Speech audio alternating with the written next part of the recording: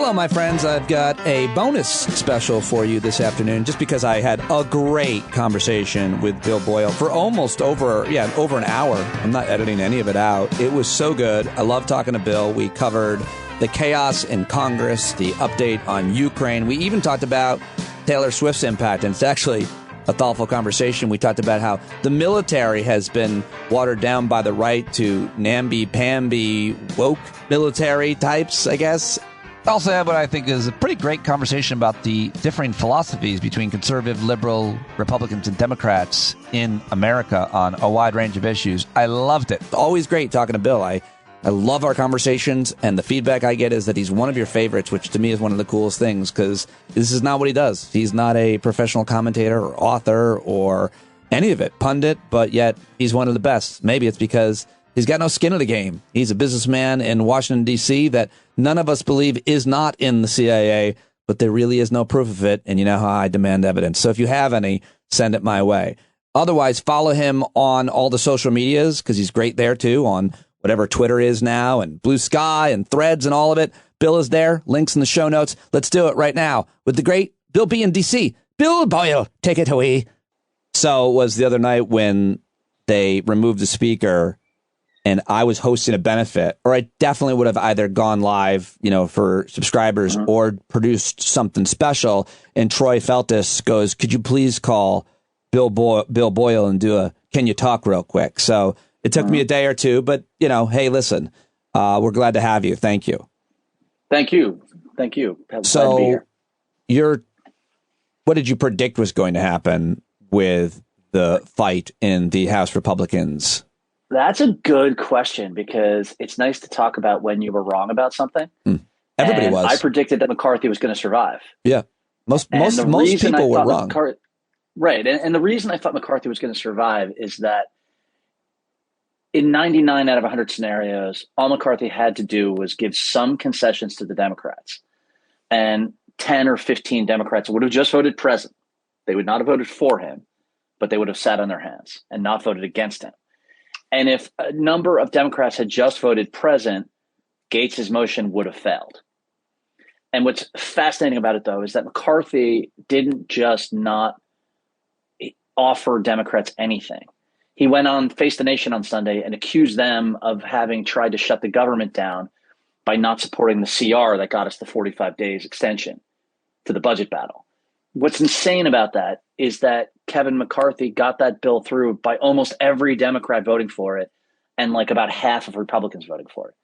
So Kevin McCarthy on Sunday was flipping the bird at every moderate Democrat in the entire Democratic caucus, basically saying, "Fuck you, make me speaker, and I'm not going to give you anything." And that is just a wild scenario that I had never thought about. But I've since asked a lot of people about this, and McCarthy's attitude was that Democrats didn't have a choice. And what he didn't realize was that Democrats don't buy into the idea that, as AOC put it, they have to put pool noodles on every sharp corner for the Republican caucus. Right? Like, there's this idea in the Republicans, and I hear this from like regular Republicans, like, why didn't the Democrats step in and keep McCarthy? Because the alternatives could be worse. And for starters, that's not the Democrats' fucking job. It is not their job to commit political malpractice by giving the opposition something for nothing.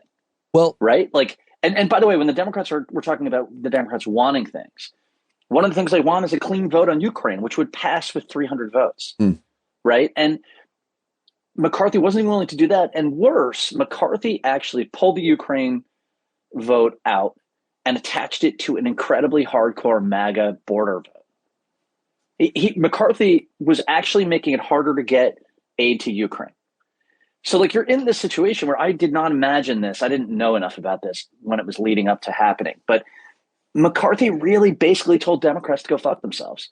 And so they fucked him. And it's a really fascinating thing, because it tells you how delusional McCarthy was, who everyone thought of as a more reasonable guy. It shows you how unreasonable he was becoming.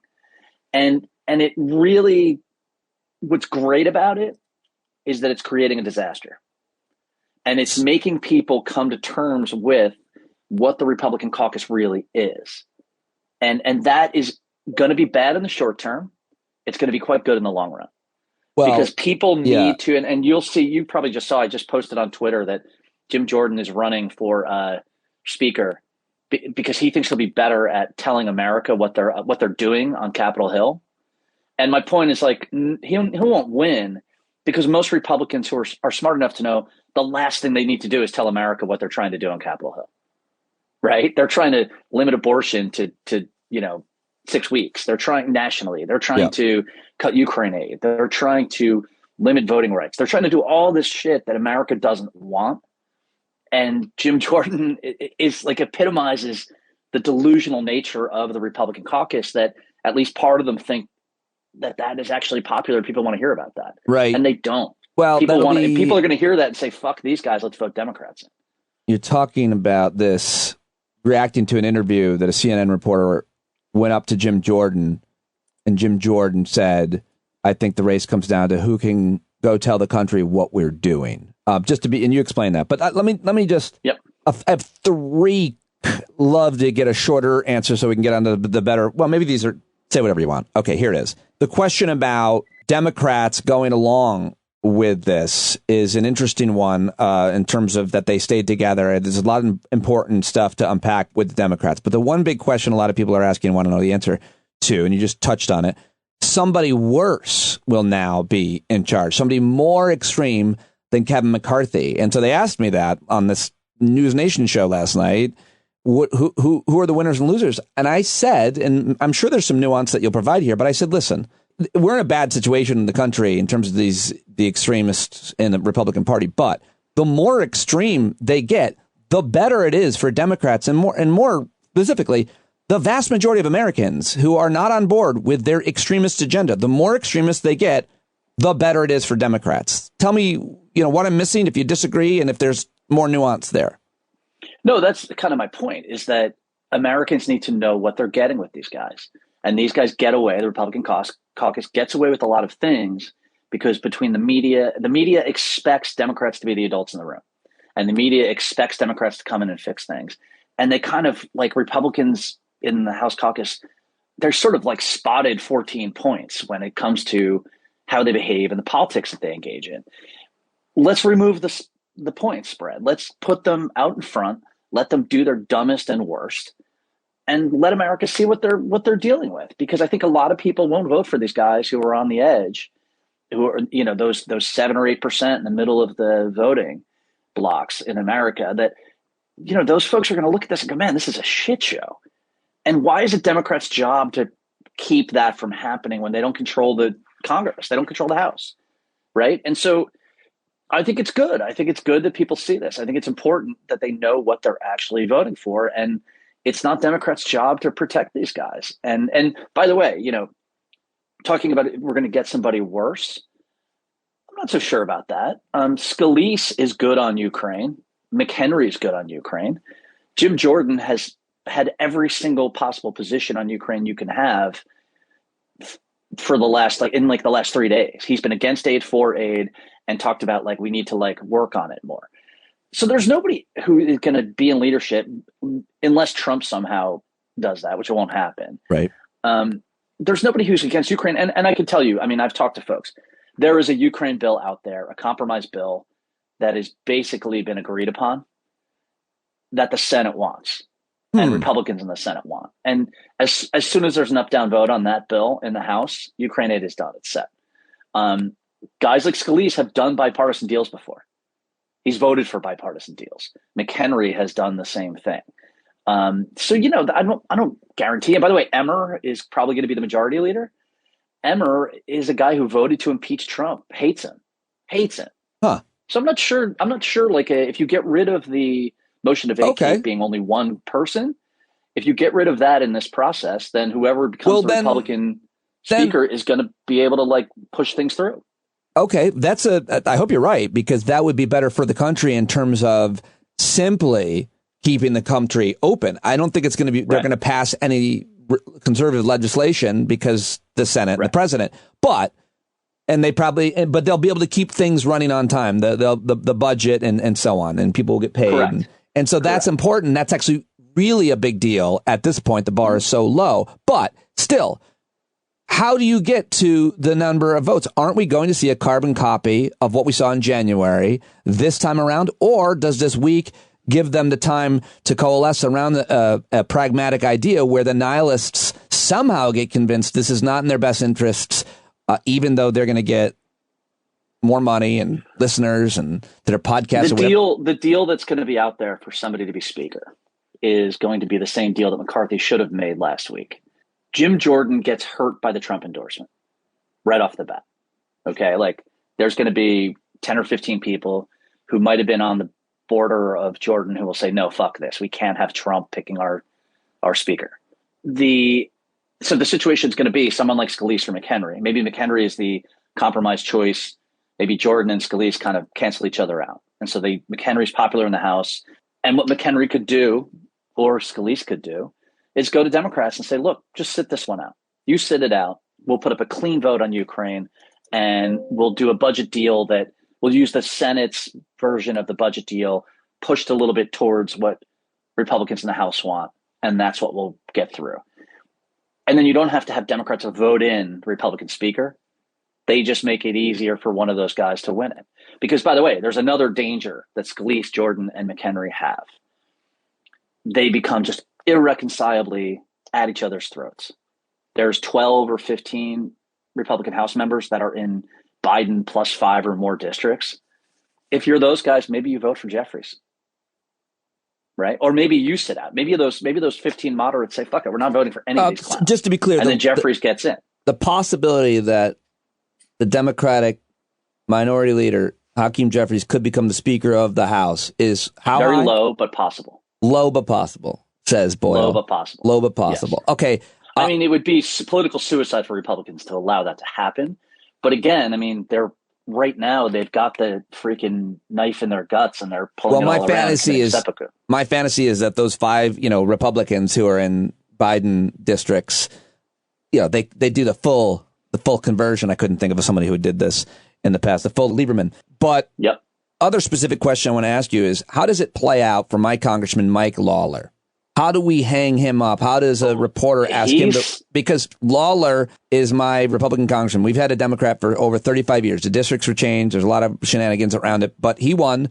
He is now a Republican in a Biden district. My district presidential voting, the area went for Biden. Plus 12.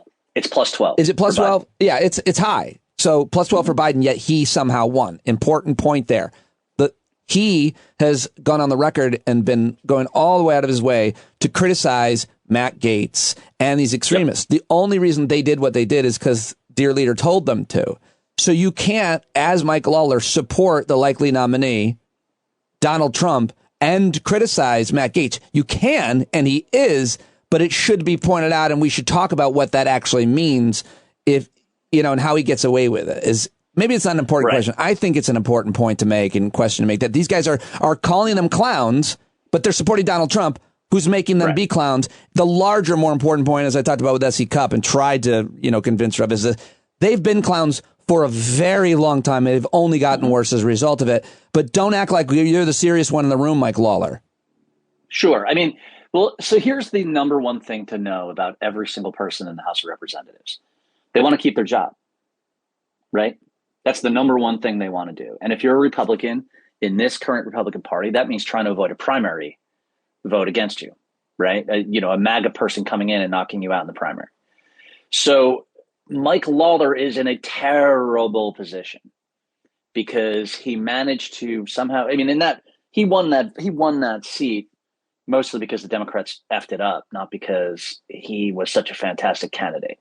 No, it was not only did we screwed it up for sure, but we also, and I'll say I was involved with that, but also they ran the crime thing, and that scared the shit out of them. They had a good year to run in that district for him, but that's not going to be the same. I mean, if you're Mike Lawler, you're looking at losing your job now. I don't know. I don't know. I think this immigration issue, the migrants coming in from New York, is very, very much going to be here next year. Possibly, but if we want to throw $20 on that election, I suspect Lawler loses because the district is too far. Remember, too, this is pre-Dobbs that he won. He'll be going up Post against office, Mondaire Jones, by the way, most likely. Right. Who I would prefer not to be the guy running against him, to be honest with you. But he's going to be in a much tougher district next time around. Yeah. And for him, of course it's completely absurd to say that Gates is a clown and an idiot and Trump, but I'm a Trump voter. I mean, that's absurd. They are the same thing. But these guys have to kind of figure out some way to say that. I mean, it's the shamelessness of politics at its worst. I do want to push back a little bit. I'm not sure if you were saying this or not. The most important thing any House member, Republican or Democrat, and you might even be as cynical, or maybe you weren't being cynical, wants it to keep their job. I think it's important just to split that hair and say, if you're a public servant and you know that you are doing good things for your district or your town, and you have to do certain things that you may or may not want to do to keep yourself in that job so another guy doesn't come in and burn the place down, that you're keeping your job, you're doing certain things, political things, ideas, so that you can still be there and mostly protect them, as opposed to this arsonist coming in instead. And I think it's less about the job and more about keeping a Democrat or a Republican, in that case, in that seat. What do you think? I think that's wrong, because here's the thing, right? If all of the Republicans in the House, or if 51% of the Republicans in the House had done the correct political, moral thing, they would have voted to impeach Trump. And they didn't. Why didn't they? Because they were looking at primary challenges. Most of those guys hate him. Most of those guys think he's a fool. And yet they protected him, and the Senate did the same thing. You're right about that. If they have a primary challenge, but if that's not what they're concerned about, which often is the case, and they're concerned about losing the seat to the other party, which is a completely different ideology, and is going to build a building on your house. Right. I think if you're a Republican, your first. But that's a good point. That's a very good specific point about being primaried, and especially those who voted not to impeach him as a result. It's a very good point. The people on the Hill who are acting out of purely moral conviction are really rare. A lot of them are good. A lot of them do good things. But you don't get into those seats and win them and keep them if your primary vision is raising enough money to fend off a primary challenge and to win the general election. But that's not your fault. That's the system. That's the system's fault. I think it's systemic. Yes. But I do think I want to shift the narrative. Maybe you won't. You know more than I do. I'm more an individual, and I'm kind of an idealist optimist, that this Democratic Congress and the Democrats in my town that are running, the Democrats that I know at the grassroots that are volunteering, are really good people. I think that there's a lot of good moral people in this. What is it? The 100 and whatever Congress? Yeah. I mean, I think. But I think that's systemic too. In the Democratic Party, you often get rewarded for behaving well, because the people who are voting for you tend to be educated, tend to be cosmopolitan, tend to be minorities who are favored diversity. And when you become corrupt, we toss you. That's right. Whereas if you're a Republican, what's pushing the MAGA base? Resentment, racial anxiety, right? Anxiety about crime, drag queens, anxiety about jobs, anxiety about, what's the positive vision in the MAGA branch of the Republican Party? I don't know of one.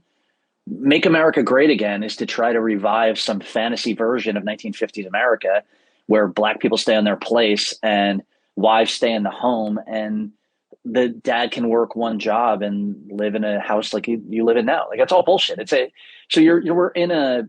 We're dealing with two different parties that have different incentives. Democrats' incentives are guided by pretty good reflections of the reality they want. Well, whereas Republicans are about rejecting the reality they don't want. Yes, agreed fully, but expand on the incentives being around the role of government and what government is capable of doing and should be doing, because there are a lot of people around the world that think we need a government and we need it to be, performing certain functions and it should be in charge of certain responsibilities like police and fire and schools and transportation. Then you have a different view on the right, increasingly, that government, and I would say it started with Reagan making a very famous quote, it's the problem. Government is the problem is is the most succinct message you can send. They believe it. They've tried to destroy it. Steve Bannon is their leader. Sure. Because Republican voters, again, Democratic voters tend to be more educated, tend to be more urban, tend to be more connected to the larger world in a real way, right? And so the incentive structure for democratic politics is looking at government, understanding the good that it can do, and wanting to get as much out of that as possible, right? Republicans want all of those goodies too. They just don't want to admit to themselves that they need them and want them. And so there's this, it's what I used to say on your show years ago was, it's welfare for me, but not for thee. Yeah. Right? It's sort of, I want really good schools, but hey, fuck you. I'm not raising my property taxes. Or the minute my kids leave senior year in high school, I'm pissed about my property taxes, right? Or, that's a very like Northeast US thing. But look at, in pretty much I'll give you a great example that sort of illustrates to me the difference in the parties. In Washington, I live in Washington, D.C., like in bullseye middle of town. I live in a house that has become quite expensive. I paid full property taxes on that. I live in the city. I pay all the city prices and everything. And I pay like progressive income tax. I pay my tax, like the taxes are right up front on your income, on things like that. In the state of Virginia, because for a long time it was a reddish state, they hate income tax. They hate the sort of progressive tax structure. So all the taxes get pushed into things like sales tax, or when you buy a car in Virginia, you pay this huge tax when you buy the car, but then you don't pay anything on that. Guess who per capita pays higher taxes, Virginia or a citizen of Virginia or citizen of Washington, D.C.? A citizen of Virginia. You pay higher taxes in Virginia than you do in D.C. because the structure of the politics has impacted the structure of the government to the point where they can't tax you efficiently, so they do all these usage taxes that are regressive. Why would anybody ever buy a car in Virginia who can just go next door? Oh, I'm sure it hurt. Well, I think if you register in Virginia, so if you live in Virginia, you have to register your car in Virginia, so you have to pay the tax. And to me, it really gets at the sort of dichotomy where a very democratic city has a very there's things you have to pay, and so why not just pay it in a progressive income tax and get it out of the way? Whereas in a place like Virginia, oh no, that's tyranny, right? So we're going to make everybody pay an extra 5 cents on gas, an extra 3 cents for every pound of butter they buy, and all these usage taxes just burn them over time because it's a regressive bad tax system, and but it reflects their inability to grapple with how a modern state works and what is a better way to do it. Their ideology about not having to engage with the state so directly to pay like a high enough progressive income tax forces them to blow that off and then do these much more inefficient bullshit ways. Right. I mean, it's why a great example is that in Virginia, for most of Virginia, all of the liquor stores are state owned. Virginia is a state owned liquor regime where you can't buy any booze or beer in most on any scale at all, except directly from the state. Now, Virginians feel that way because it used to be a big prohibition state, and the conservative position was we don't want people just selling alcohol everywhere to anybody on Sundays or whatever because we don't trust the worker not to drink too much gin, blah blah blah. And so, as a conservative, it's a conservative thing in Virginia to have the state sell all the booze. How is it? Which is It's the in direct contradiction of conservative economic belief about free markets, especially alcohol. I can't sell. I mean, what about at bars? Obviously, at bars they can. Bars are not, but bars have to buy from the state liquor distributors. Damn, wow, I did not know. So this gets at a thing that I pound on with people is that the Republicans are not a conservative party; they're a reactionary party, right? They are a party that reacts to modernity in this faux neo-traditional way, which doesn't reflect real traditional values. It just reflects, some sort of fancy version of the world that they want back. And, this gets right to a thing you and I've talked about. That's the roots of fascism. That is the roots of fascism, a radical reactionary reaction to the modern world. And that's what we're seeing in the GOP. So, just to cut bait, broadly put, this is a proto-fascist party. And by the way, look at how they're behaving in the House. Looks an awful lot like all the crazy shit that happened in the Italian, German, the fascists in the French parliaments in the 1920s and 30s. This is like really what we're looking at. It's a resentment. Then what's the worst? Sense. Well, I was going to ask you then, what's the worst case scenario about what happens in the Republican caucus here? Because you get your Kevin Richburgs last night. I really wish you were there to argue with him, because I'm not always very effective with anybody. But I mean, he makes a case for a pretty continuing bad situation as a result of the nihilism within the Republican Party that threatens to take us all down. These things can go either way. I mean, if you look at interwar France, right, you had a huge fascist movement run by one of the big guys was the head of one of the big champagne companies, which I'll think of in a second. But in Germany, you also developed a fascist movement, right? In Germany, the Nazis were allowed to present themselves as the defender of the regular man, the small shopkeeper, et cetera, from Bolshevism, right? Because their political culture, they had, to be fair, like really nasty Bolshevist movements that killed people just after World War I, et cetera. So the counterreaction to that, when the economy crashed and everyone was scared to death the Bolsheviks were coming, was they went to the Nazis, and the Nazis represented themselves as the really respectable face of defending the country from Bolshevism. France, on the other hand, had its revolutionary tradition from, the French Revolution, and it had a political culture that was able to mediate left-wing parties. So France had very big socialist parties, right?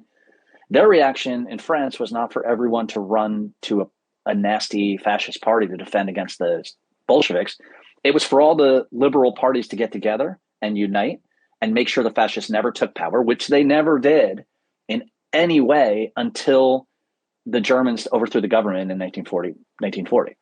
So this can go either way. And I think why this ties back to where we started, it's important the Democrats did what they did so that people see what these guys are. So there's no way for that middle of the line voter to look at these guys and go, well, they'll be okay running everything. You want to see the craziness. It's a similar thing to where when Trump at the end of his term, everyone saw the craziness clearly. It's why he lost. And you have to like sort of lance the Boyle. You have to let people see what these parties are. So yes, is it going to get crazy? Is it going to get weird? Is it going to be potentially dangerous for Ukraine? Yes. But not, kind of going along with what these guys were doing and sort of mitigating it here and there is a bad policy, because people just get used to the nuttiness, and the window keeps getting pushed farther to right. Yeah. And people they'll accept it more if it's slowly boiled, if their frog is slowly being boiled. Is Donald Trump easier to beat than any other Republican? Yes, I do. I think that he's got so much baggage, and and his baggage is just going to get worse. Right. He's the gift that keeps on giving. Okay. This thing with the submarine information that came out. Yeah. Let me play devil's advocate on that, because I just read the article from ABC News. I think. Yeah. And let's say that none of that was top secret, and he's just run around saying, yeah, we have, so what? Everybody knows how many warheads we have. It's no big deal. That doesn't put us in danger. The dangerous detail that was reported was that he somehow talked about the technology, how close the American subs could actually get to Russian subs and Chinese subs. I mean, every other country's subs now knows that. But again, maybe that wasn't classified necessarily. Like, I'm really trying to bend over backwards saying that ABC News in this case that had the report, they're just saying this is not that crazy. This happens. This kind of information gets talked about in many different ways by people who had access to it all the time, but they're going after him because he's Trump. And he said, is there any way to make that argument? No. Here's the thing. Because people are saying these are America's most precious national security secrets. I'm like, are they? Well, so I would say the codes for the nukes. Right. They didn't charge Trump for this yet. Which I think is that's important. Another big. So why is ABC reporting it? ABC's reporting it, and this gets back where Trump is the gift that keeps on giving, is that is probably going to be a thing that buttresses the case against him on everything else.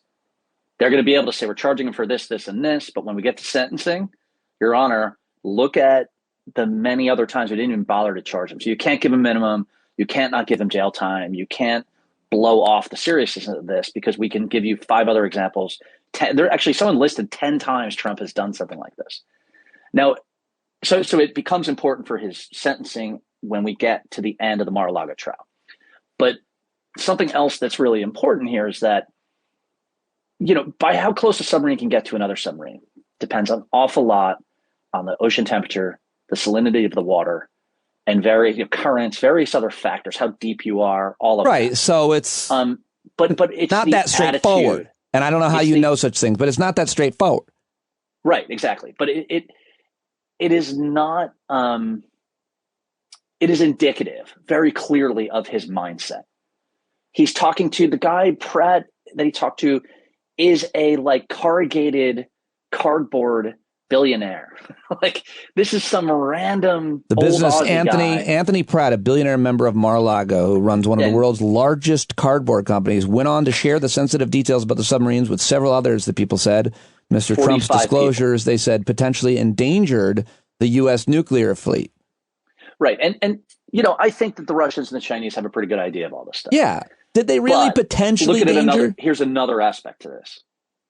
He spoke to 45 people, they said, from what I'm reading, told the story. Well, apparently, if you wanted to know this top secret information from Donald Trump, all you had to do is walk up to him and be like, hi.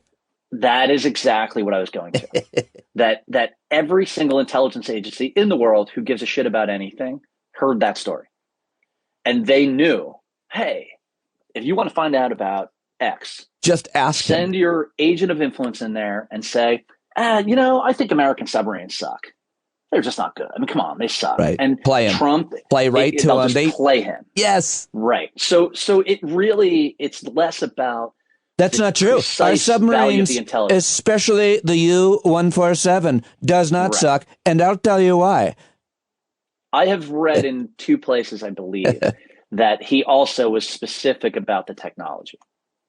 That's hard to believe that he could be specific about any technology, and I'm not joking. Really? Yeah, no, I know. I mean, I guess you could be, but by being specific, he could be like, yeah, we can sneak up behind you and you'll never know it. We have that capability. Right. That is specific, and it's not highbrow explanations of technology. It's saying we have the capability to blank. Right. And by the way, we should be clear on something. If there's a war over Taiwan, submarines are probably going to decide it to a great degree. And so that sounds fun. Enormously touchy topic for the U.S. Yeah. And Australia bought those nuclear submarines from the U.S. They're currently building. The main submarine, specifically to fight China. The main submarine fleet, the main navy that the only really, I mean, there's others that are threats. But what country has a navy that poses a danger to ours besides China? Nobody. And Russia. No, not Russian fleet. Well, they have nuclear subs, so yes, they do. You got to give them the nuclear sub credit. But and they're a hostile actor towards us. I'm saying, does India have nuclear subs? Pete, let me just lean into you and tell you something that I've heard. We can get really close to those Russian subs, buddy. We can get close. Don't tell anybody. Close. Don't tell anybody at the cardboard convention. Think about how insane that is. Why does that matter? Who cares? This guy's a cardboard guy. He makes boxes. What's the problem? I mean, just totally insane. Totally insane. And, Washington is a place where people talk too much. Sure. If the president is doing that, it just encourages that problem. Right? Anything else to be said about that issue or what happened this week in Manhattan? I know you're not a legal analyst, but I always want to hear your thoughts on how this is being handled. I mean, the judge put a gag order on the guy. He had to delete something. Yep. No one's ever done that to Donald Trump. And he did because he went after a public servant, this young woman who didn't choose to be exploited that way, much less targeted the way every person that he disparages then gets targeted. So he gagged him a little bit, very specifically. Don't talk about the people that work for me or my family. How about that? Any thoughts about the case? Any thoughts about the real estate practices, and a lot of people are saying, you know what, nobody ever gets prosecuted for this. This is all political from the Attorney General of New York. So I would say that I'll start at the end. The idea that nobody gets prosecuted for stuff like this, it doesn't happen very often, but people get prosecuted for stuff like this when they stick their heads up and start pissing on everybody else. It's the kind of thing that a prosecutor goes, all right, this guy is up to some shit and he's doing a lot of terrible stuff. Maybe he's mafia connected, Trump, right?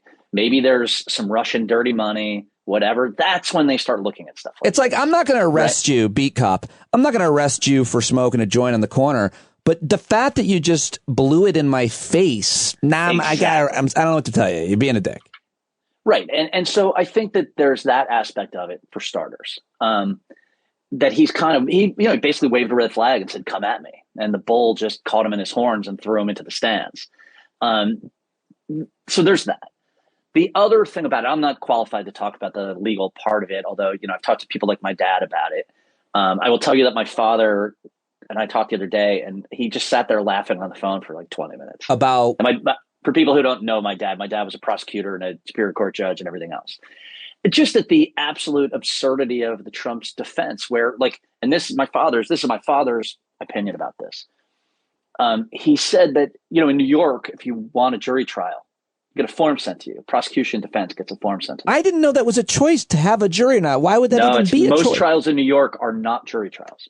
I hadn't. Almost not. Not almost none. You're entitled 8%. To a trial of a jury of your peers. That's right, if you choose it. But you have to check the box and say, I want a jury trial. Why would there be an advantage for someone not to choose it? Well, so here is I bet there my would father's be. point. Plenty. He was saying that, for Trump, it was probably a bad look to have a jury in New York tell him, say he was guilty, whatever. Why? Why? But my father said, but that's not clearly not what they plan to do. Because in a jury in New York, maybe you find one or two people who might want to nullify the case and you get out of it, right? Whereas the judge knows the law perfectly. This judge is a smart guy. He knows exactly what the law says, and he's not going to be fooled by any emotional argument. And so the Trump people didn't check that box. So they inadvertently got themselves a bench trial rather than a jury trial. So what Trump is doing now, according to my dad, I think this is right, is he's trying to make a silk purse out of a sow's ear. He's claiming that he got denied a jury trial, right, and that that it's an injustice and it's un-American and whatever. And my father said, the reason he's doing that is he's going to lose. He's losing that case. Yes. He is done. Yep. In fact, according to my father, the summary judgment's already been made. Really, all we're talking about is the penalty. And the penalty is quite likely to be that Trump can't do business in New York for 5 years. There's going to be a person in charge, and a court-appointed person in charge of Trump organization. That he just sent out a notice this week. They can't move any money. Right. The judge that's bigger than the gag order, I should have mentioned. Yeah. Right. And here's what's going to happen as far as I can tell. And this gets into more my area of expertise. All over the place right now, I'm watching buildings that were properly valued, loans were smart and decent and right, done well. Where the change in the market due to COVID, those buildings are going into foreclosure. Right? It's happening all over DC. I'm hearing about it in New York. If you were not the right building, you're not like in the top 12 or 15% of the market. Chances are, if you have a loan coming due in the next 5 years, you got to figure something out. You're in trouble. Now imagine if you're the kind of asshole who valued his building, say his apartment in Trump Towers, where he said it was 30,000 square feet to get a valuation on it. It's only 12,000, which Trump literally did, right? Or you made up some fucking valuation for the building and it completely is ridiculous, right? So you were paying 2%, 2.5% when you did the loan 6 years ago. And now the loan's coming in, well, it would be 7 to 8% now, but you're Trump and they know the valuation is shitty. And so now they're saying, oh, you want to refinance this? It's going to be 9 or 10 or 12. You're a risk. Those buildings are not really refinanceable. You can't refinance them. Didn't he overvalue for insurance and undervalue for tax? Yeah, that's why there was a summary judgment. The judge said there's no doubt about the facts here. You did these two things. We can prove it. It's right there in black and white. And a summary judgment means that his lawyers couldn't even come up with an argument to even answer the facts. It just means the facts are there. That's the case. Yeah, I did read about that. The judges is we don't need to argue about this. This is what he did. But that surprises me too. Me shooting somebody on Fifth Avenue, videotape of it, I shot the guy. Like, that's a summary judgment. There's no. Well, that's what I was thinking. I was like, isn't there parallels in criminal justice? Like, we don't need to. Yes. The guy is, there's video and he admitted to it. Why are we having a jury? But That's people, they still have trials, though. Well, a lot of times the trial is about the sentencing, and this is what is going on now. No, but like, I'm on video shooting a guy in the face.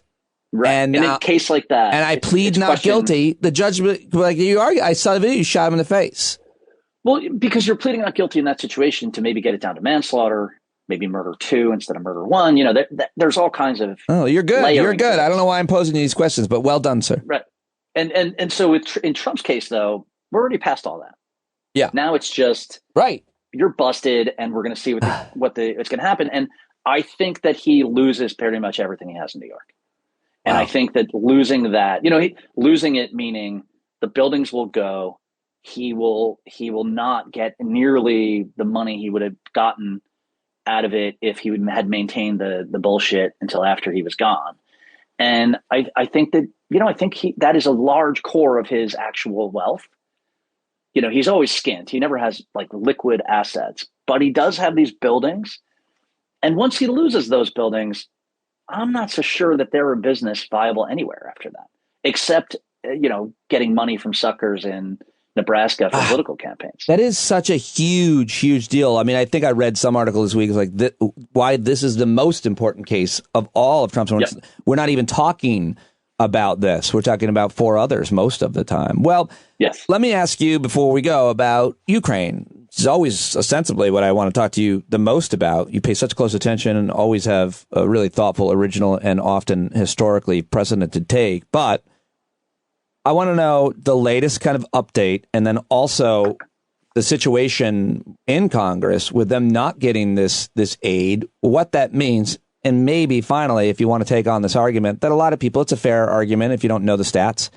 Why is America paying so much more than other countries? And my understanding, the answer to that is it's like 1% or 5% of our budget. And it's not as a percentage of our budget. It's much smaller than what other countries are paying as a percentage of theirs. So while their numbers are smaller, they don't have what we have in their budget kind of thing. So that's what my understanding is. But take that on, because I don't think that's an unreasonable. Why is America spending more than all the rest of the world? Or a lot of people say, why are we the only ones, of course? So we're only spending more than the rest of the world in military equipment.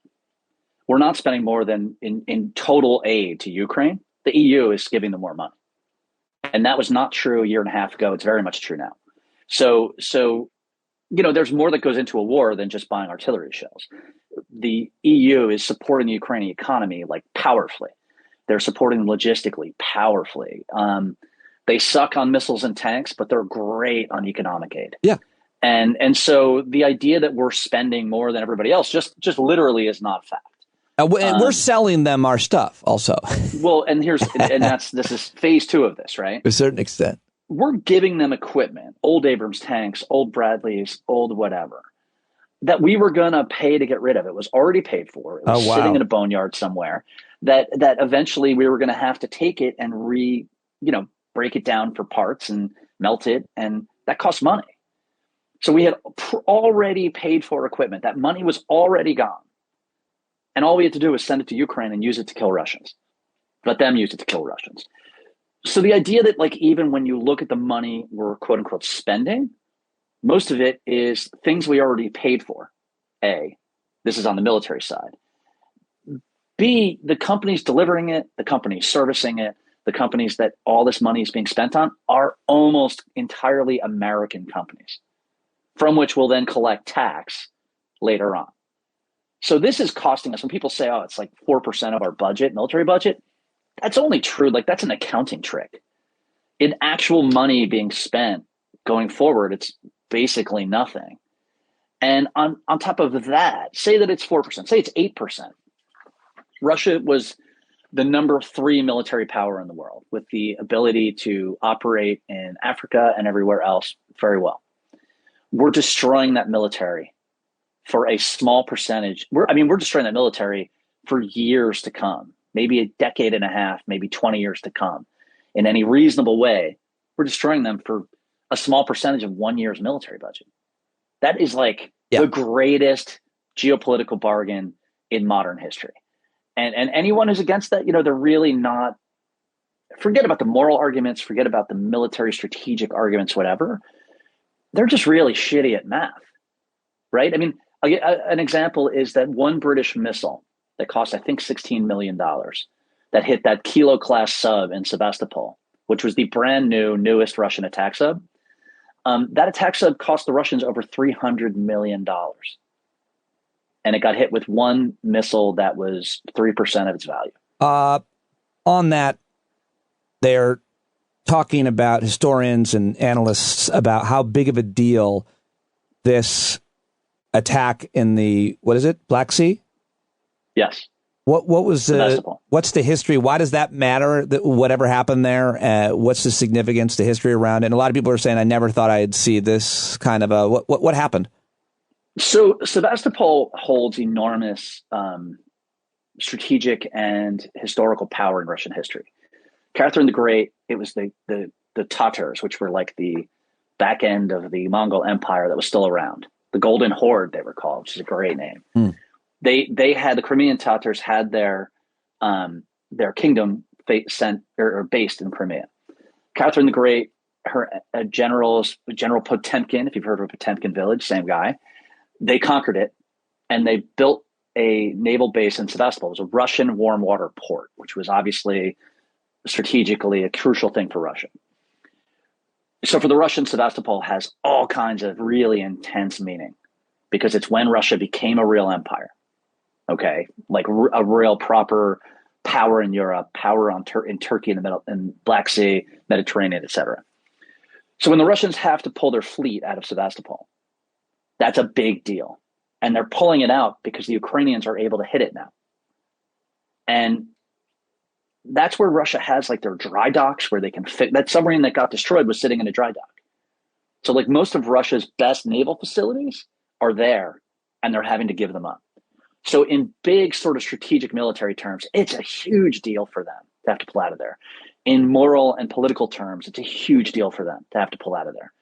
And what it also means, in a more operational tactical sense, is that when and if the Ukrainians get to the point where they are on the, they get to the southern coast and they're near Crimea, it's going to be much, much harder for the Russians to supply their forces if they're terrified of bringing any ships in. Right? The Kerch Bridge goes down. You can't bring things into ports anymore. You got a problem because you won't be able to supply the peninsula. So there's a whole layer of military, strategic, and political things going on there it's a really big deal. And by the way, could you have imagined in the first week of this war, we'd be talking about how the Ukrainians managed to chase the Russian fleet into the eastern Black Sea? Like that's a huge change, and it goes below the radar because most people don't understand how any of this stuff really works. But simply put, supplying the Russian army in southern Ukraine gets way harder if they can't be there. I, as an expert on both the Black Sea and the Russian fleet, was shocked. Yes. Russian strike kills 52 Ukrainians in one of world's war's deadliest attacks. The death toll of the Russian strike on a cafe in Ukraine's Kharkiv region rose to 52 on Friday. That was, attack on a civilian. It happens so much that we don't even really talk about it. In wars past, you would at least try to pretend, and then they came up with language to try to protect it. But they don't seem to be hiding their soft targets that they. I mean, I don't know about the strategy around that, because it doesn't seem like a good one to attack civilians. It's a really militarily it's the strategy of frightfulness. They see what's happening in Congress. They see that maybe aid from the U.S. is starting to weaken. They see that 10-year-old boy and his grandmother were killed. That's right. They killed 45, 42 people, something like that. 52 now. And it's just it gets at the complete lack of sort of military logic or motivation to any of this. This is about punishing the Ukrainians for not wanting to be part of a Russian empire at this point. And if the Russians were smart, they would be using that precision material to knock out power turbines, to knock out bridges, to knock out rail yards. But I don't think they have the quantity, and I don't think they have the strategic nous to understand what they're doing, or they think it's just too big of a job. They'll never do it.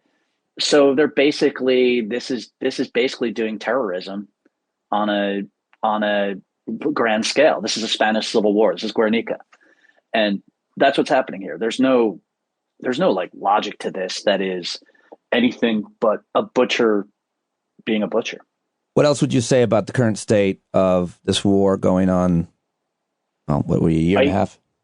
Yeah, I think it's not at a stalemate yet. I'm bummed out that the Ukrainians are not able to break out.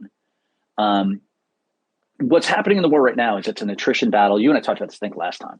And that attrition battle continues, where the Ukrainians are imposing 3 to 4 times the losses on the Russians that they're taking themselves, in the hope that eventually the Russians just run out of men and run out of the ability to hold the line.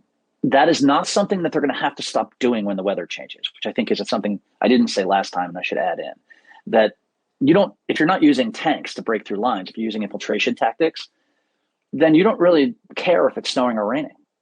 It affects the battle, that you lose the leaves in the trees, there's more visibility, whatever. But that happens to the Russians too. And so the Ukrainians, I think, are going to keep on grinding on the Russians. If they get to a town called Tokmak, which is a huge logistical center in the center of the southern front in Zaporizhzhia, I think that's a pretty big win. And I'm hoping they get there by Christmas. If they do that, I think they're in a good shape for the spring. Wow. Fascinating, super important. Really appreciate your insights as always, Bill. Anything else that you wanted to talk about on this, or domestically or foreign, or anything else in the news at all? Have you weighed in on the Travis Kelce, Taylor Swift situation? I'll say one thing about that. Okay. I have developed respect for Taylor Swift because I basically paid no attention to her. Yeah.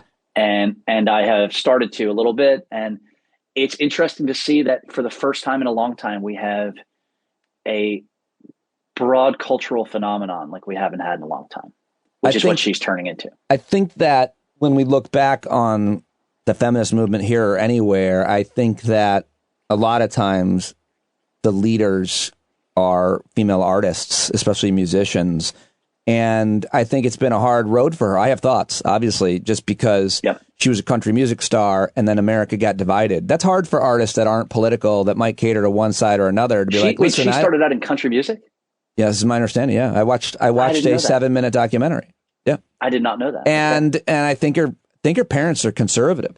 I think there's a lot. It's a fascinating, it's a very courageous, I think, evolution. It's a natural evolution, but when you're and now she's registered more young people to vote than potentially any other organization, much less individual, through her giant empire. And that's, I think, we look back on America's feminist movement. A lot of them are artists. A lot of the icons, Beyonce and Taylor Swift are the two main, kind of leaders of moral kind of feminism within artistry. I'm going to go ahead and say that without ever thinking about it. In music, I'll sum up Taylor Swift this way. All right.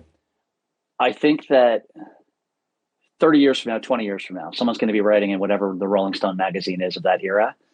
And they're going to say that if you look at who loves Taylor Swift in 2023 and who hates Taylor Swift in 2023, you probably have a pretty good roadmap for the politics that followed for the next 10 years. That's a fascinating point. Yeah.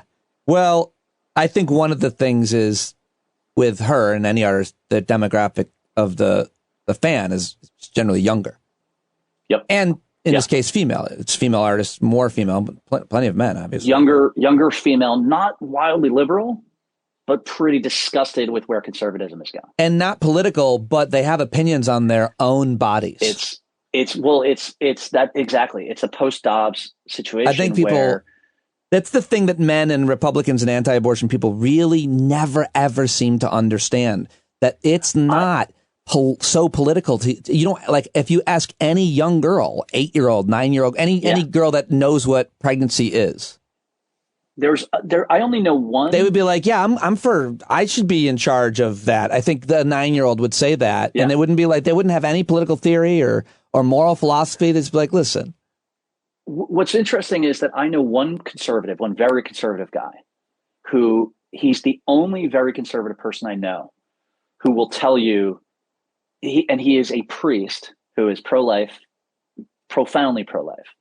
but he's the one person I know who's conservative to that degree on that question, who will tell you the women's bodies like liberty problem is obvious and enormous, and conservatives who avoid that are lying to themselves. If you're making arguments about freedom and liberty, and then you're saying control, well, he says he makes arguments like I'm pro-life because I think of the baby as a person. Yeah, right. And that's where it ends with him. Yeah, but he says, like, how are you supposed to convince people if you don't then address the fact that women should have liberty to do what they want with their body?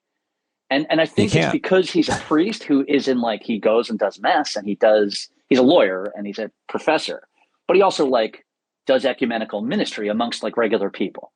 So he's not in an ivory tower looking at this thing and going well, here's blah, blah. He's look, real people have real problems. And one of his other real big points is he's I would feel a lot happier about the Dobbs decision if there was an equal commitment to helping poor women who just had a baby. He's if you're pro-life, make it easy to have a baby. Yeah, that's true of a lot of Catholics. Even the very conservative ones think that, and then actually do work to take care of them, and then eventually molest them. So, I want to ask you. That wasn't fair. I want to ask you. One more question just came up, because I'm looking at my news feed here. U.S. jobs growth surges past expectations. 336,000 new jobs. So my question to you is. I was reading an essay earlier this week, Hannah Rosen in the New York Times, about why why President Biden's great economy doesn't come through polling and public perception. And so my point is very basic. It's three metrics.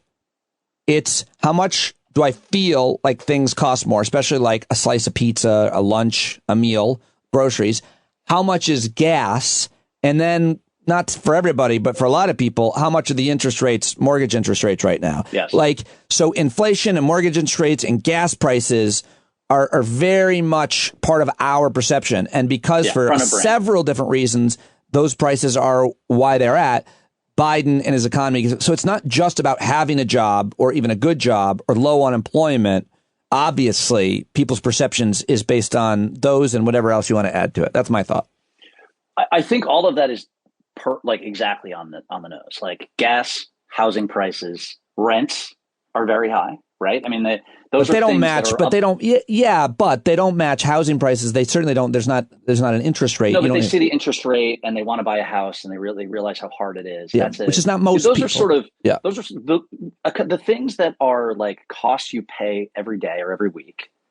Are gas, eggs, whatever. Yep. And then the big life decisions, buying a car, buying a house. Those things are expensive right now. And so obviously it's in people's faces. But here's another pillar to this. The media reports this stuff absurdly. And I'll give you a great example from this morning from the New York Times. Here's what the beginning paragraph of the article in the New York Times about the jobs growth thing says. Employers added 336,000 jobs in September, almost double what had been predicted, confirming the overall strength of an economy that is facing challenges. Guess what the headline is? U.S. job growth surges past expectations in troubling news for the Fed. That's the headline. In other words, the headline represents adding almost 350,000 jobs and blowing through expectations as troubling news. Which would confirm the Larry Summers of the world saying we need less employment. No, it's bullshit. It's 336,000 jobs is great. You're getting a soft landing after the idea what could have been a recession. Let me understand what I hear you and others. I'm seeing a lot of people react to that headline. Is what I'm hearing is you don't have to put a nuanced bad news part of a potential thing in your headline, and you normally don't. You could, or if I were writing the headline, I would write this every time. I would write. Job growth is destroying the planet. Consumption. Every time I see those job numbers, I immediately think about consumption and climate. I do. Right. The two are directly connected. There's no way around that. It's always the case. Economic growth is not great for the planet. It's not. Right. But you wouldn't put that in that headline. No, exactly. And the New York Times is editorializing, and they do it all the time to make economic news look terrible for Biden. That's your perception. That's really your perception. I mean, that article. I mean, there's many of those articles. Maybe it's not only that, but maybe it's even more like they report in a way to make them not look too liberal. Sure, it's their. They have. And by the way, if you ever have my neighbor, you should have Brian Boyle on. You know Brian? Brian lives around the corner from me. I'd love that, dude. I think he's one of the smartest analysts in all of politics. He just left the boys over at the God Save America, Pod Save America. You know, he lives. I see him walking his dog all the time. Oh, that's right great. Around the corner Okay, go ahead. I have casually drunk beers with him in a neighborhood bar. I interviewed him, back at Sirius. But I'd love if he just started a new thing, so maybe he's likely to want to promote it. Yeah. Yeah, and if you, I can reach out to him for you if you want. But he's a super good guy, and he talks about this all the time.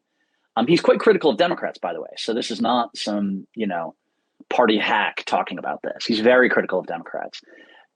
But, he points out that the media really goes out of their way to make every bit of economic news under Biden look bad. And let's just do a little thought experiment. If Trump had 336,000 jobs in his second administration this September, would it be troubling news for the Fed in the headline? No, it wouldn't. They would say, wow, Republicans are so great at the economy. Right. Yeah, no, I think it's hard to prove such a thing, but I think that you could look at the past. You could just look, I guess it's not hard. You could look at their headlines. Right. Oh, yeah. And Brian Butler does it. He frequently posts this stuff. And again, this is a critic of the Democratic Party, but he's the media clearly is basically designed. Again, we were talking about Congress and the pool noodles on all the sharp corners. Republicans get spotted some points in a lot of ways in this sort of stuff. To be fair, maybe is this a fair description? He is a very progressive guy who is critical of Democrats for not doing the right thing for the progressive agenda in general. He's actually really critical of Democrats in the way he thinks they make it easy on Republicans. Okay, strategy-wise then, yeah. But not the ideals and the morals he shares pretty much are mainstream progressive Democrats, but the strategies that they choose to go about, although, man, Hakeem Jeffries seems to be keeping a pretty tight ship. There's one more thing I just realized that I wanted to ask you. Do you have 5 more minutes or 2 more minutes? Shoot. However long you want to answer it. I don't know if you saw, I'm sure you saw the reporting, but Jake Tapper went on with Anderson Cooper last night, and he's channeling my disgust about the lack of attention being paid to the reporting that he and Jeff Goldberg and others have done about Donald Trump's on-the-record statements disparaging members of the military. Some of them we've heard about George H.W. Bush and John McCain. I don't like people who got captured. But the more recent comments that Goldberg reported with unnamed sources that we all knew as John Kelly, and now John Kelly has gone on the record and said even more this week to Jake Tapper. And it should be a huge story. It is to me. And yet Tapper's point is Fox News reported on Barack Obama saluting a Marine with a cup of coffee in his hand. For a week, they disparaged President Obama for saluting a Marine with a cup in his hand and other things as well, right? And Biden and Democrats hate the military. Donald Trump has said this. I've been beating this horse for a while everywhere I can. What are your thoughts on anything around the things that we now know he has said? We knew he believed them already, and how that's playing out in media, the obvious hypocrisy of right-wing media and Republicans who, if you wrote Joe Biden said this thing or any Democrat said this thing, they would be apoplectic and launch a civil war within the military. No, right. So I think that where we're at, just sort of big picture, is that the MAGA project is about getting rid of any limitations on the things that people in the MAGA project do. This is about conservative white America not wanting to have to follow the rules anymore. Fuck it. We were here first. There's more of us. We deserve, this is our country, and we want to do what we want to do. And I think they perceive the government at large, but also the U.S. military, as being in the way of that project. These guys look at how the military behaved during Trump's coup attempt, which, by the way, is what I call January 6th now. I'm really tired of people calling it January 6th. Call it Trump's coup attempt, because that's what it was. And that coup attempt was limited to a great degree by the unwillingness of the U.S. military to go along with it. And if one division commander near Washington had said, I'm going to march up there and help you guys, we'd be in a different world right now. And so I think that what you are seeing is just a rejection of any institution, including the military, that might get in the way of them seeking some sort of Caesarist kind of power structure in the United States run by conservative white people. And that, he basically told people they should try to kill Milley, and that sunk without a trace, right? I mean, it was reported and no one cared. And is it priced in with Trump? Yeah, okay, maybe, but it's also like he's reflecting what these people really want. They want a revolution. They want a conservative revolution, and they're going to hit anybody who's going to get in the way of that. One of the things they've also done very effectively, and this I will say, I am shocked by it. I really am. I'm shocked that they tried, and I'm shocked that I think it's been successful. And maybe you don't. And I'd love for people listening to our conversation that are in the military to let, because I'm very ignorant on this. They have been able to paint the United States military as being a woke, namby-pamby institution. Yeah. And I mean, I think a lot of the idea that they've been able to demonize the military, which historically always was conservative, supported Republicans, and just, the war, all of it. I think they've been very successful at that. And it's the weirdest slaying of a sacred cow I've ever seen. I mean, I don't want the military to be this sacral institution, right? That's also dangerous, right?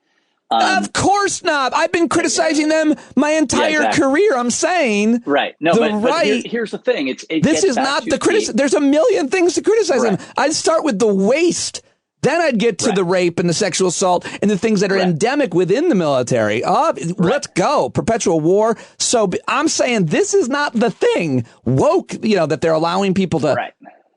So this gay is people to serve. This is a long running problem with how people see military things. World War II, the British Army was way fucking better than the German Army, way fucking better. But if you just asked a 15-year-old kid, who was a better army in World War II, they would say the Germans. And the British were way fucking better, not all the time, but they every month, every week, every year, they got better and better and better, and we're kicking the shit out of the Germans in the end, right? And there's this perception of sort of military arts and organization and everything else that the uniforms and the sort of machismo associated with it is what makes a military good. Look at the fucking Russian military. They were all about that, and they got absolutely kicked around by the Ukrainians, destroyed by the Ukrainians. So this is not about any real sort of understanding of these people about the military. It's political, it's cultural, and it's that this, and by the way, the U.S. military is the most ferocious military that has ever existed in the history of the world. No questions asked. Absolutely incredibly ferocious as a military power. We are the Romans on steroids. And the fact that these people can't see that is because they don't really care. The military's in the way of their project. The military is a professional organization that wants the best people and doesn't really give a shit where they come from. It wants people to go up on merit. It wants they take an oath to the Constitution, not to the president. These things are all against the MAGA project, which is not about merit. It's about blood and birth and culture. It's not about everyone having an equal share, right? And they don't want to follow any constitutional rules that get in the way of their cultural and political imperatives. That's why they hate the military. I would even criticize some of the compliments or accolades you just gave the military, but the larger point was 100% taken true. Yeah, I'm not saying that the U.S. being ferociously effective as a military is always a good thing. No, that's not what I'm saying. I think you're right. Good at what it does. I heard you right on that. I think that we'll commit a war crime a lot of times in our history, obviously, and before our lives, in our lifetime. But no, what I was thinking was I got hung up on the best, because the truth is, and I don't fault anybody for trying to talk to last night at our hangout. I don't think she'll mind me saying Desiree's cousin was there, and she's a young woman who just joined the military and has had a very tumultuous life. And up until recently, the military didn't even allow you to have tattoos, and she's all tatted up. And she joined the Navy. And good for her. Like, great. But I'm saying a lot of people join the military who are very poor, uneducated, or are coming from a real bad place, and they're trying to get out. And I'm saying you can make a great argument as to why those are the best people, but the best, quote, people like, they've lowered their standards so much in military recruiting that you can now be a convicted felon, I think, or some kind of crimes. These standards get lower and lower, and maybe I'm being pejorative by saying lower or talking about poor folks or uneducated folks or disproportionately ethnic minorities, but I don't know that it's always the best of us the way that they sell it. The few, the proud, really, because a lot of them are raping people. No, that's not what I'm saying. I'm saying the military operates as a meritocracy. Well, would the flag officer friends of yours say that, or would they say it's very political? The flag officer friends of yours say that it's a meritocracy, or would they say to get higher and higher, you got to be political, you got to do things you don't believe, you got to be kiss ass? I think to the flag officers I know would say that you have to be pretty much perfect to get to a 3-star, but you also have to be good at the inter-office politics of it. Which is, I guess, if you want to, there's 30 jobs and there's 350 people who are qualified. Yeah, sure. Politics starts to matter. Yes. Right. Yes. But that's true of any institution. That's true of the State Department. It's true Good point. of Department of Education. It doesn't matter. I mean, it gets harder and harder to move up. And, my point about the U.S. military, though, is that it really, that kid who grew up in rural Mississippi or grew up in Mondawan in Baltimore, he could go in, if he's really good, he can get sent to officer candidate school and he can retire as a general. And that is not a path that is available in most of American society. And so I think that my take on this is that for the kind of people who think MAGA and Trump is awesome, they don't like that. Right. So. Oh, it's great. Man, love talking to you. I'll let you go and hit stop. All right. Awesome. Thank you so much. Good to be here. Sure. Bye. Well, there you have it, everybody. Bill Boyle, ain't he great? Always love those conversations. Please go follow him on social media. Support me in the show at patreon.com/BDominic for as little as $5 or as much as you want. The show's free, but it's a lot of work. Costs a lot. Can't do it without you. So please send in your subscription now. Re-up, whatever. Check your credit card. All right, enough asking for money. Never fun, but can't do it without your support. So keep it coming. Write the reviews on the Spotifys and the YouTubes if you haven't already, and the iTunes and all of it. All right, I'm clearly petering out. More energy here at the end to introduce the great Jon Carroll one more time, all the time, right here at the end of the show. Thanks, Bumblebees. Stand up. I think you're driving wheels been leaking grease. Boy, you better stand up. Stand up. Well, there's a whole lot more of us who know what's right. They'll keep right on ignoring us if we keep sitting tight. You got to open up the window to let in some light. You got to stand up. That's right.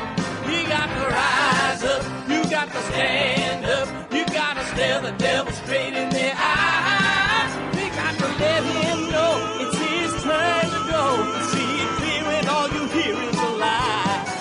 Don't get up off of your butt, down off of your fence. Even if it ain't a very friendly audience, well, they'll begin to listen when you start making sense. And you stand up, stand up. No need to point your rifle to defend your town. Just stand up, stand up. You know they can't deny you what you're laying down. Oh, you better stand up, stand up.